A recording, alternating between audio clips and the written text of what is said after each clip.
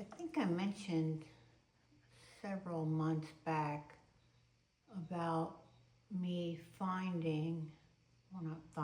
but getting letters that I had written home when I was in the Army.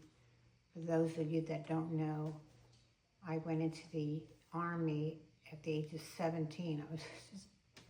And when this letter was written that I'm going to read to you, I had just turned 18, and I was in basic training in Fort McClellan, Alabama. And I'm from Pennsylvania originally, so I'm used to the cold.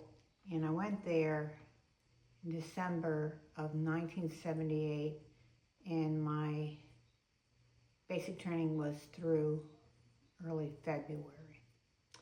So that puts a little context into this. So I'm thinking I'm going to Alabama and it's going to be nicer weather.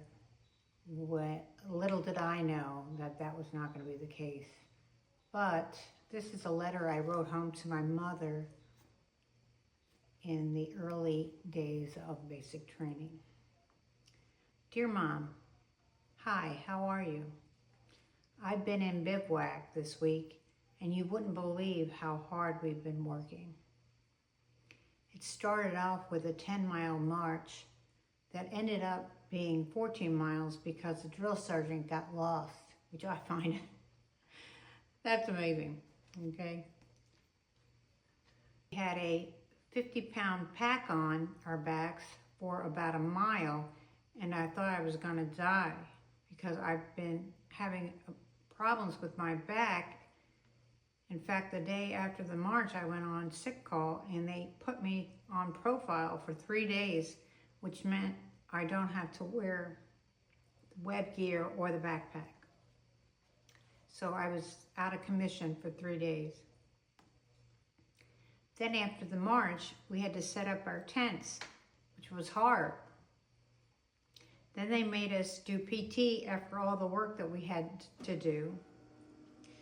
We even had to eat outside, which is terrible because it's really cold and windy, and by the time you sit down and eat, the food is cold. Then we finally were able to go to bed, but I didn't sleep.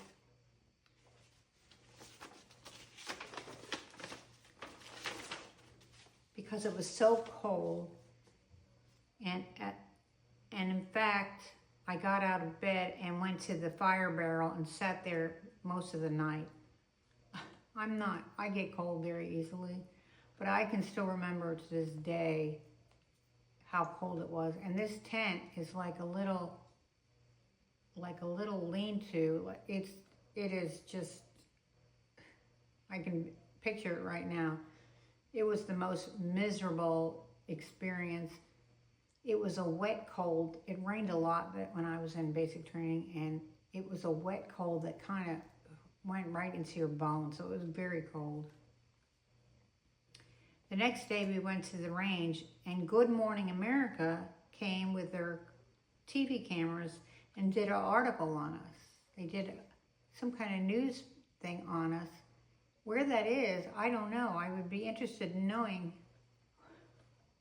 if that footage is still available. It would be interesting. And also the same day, a fire started in the woods and we helped to put it out. Needless to say, it was an exciting day. Then today we went to the gas chamber, which was the worst part of bivouac. I thought I was gonna die. I see that common theme. I think I'm gonna die, You can't breathe, and even after only a few seconds, you're half dead. It makes you dry and cough, and your face stings, and your whole body feels like you're gonna collapse. We also fired a machine gun, which isn't that terrific. Firing weapons gets boring after a while. That's kind of funny to say, but it is kind of true. We only have a day and a half left of bivouac, and then only 2 weeks left of basic training. Bivouac was when you went out in the field, so that was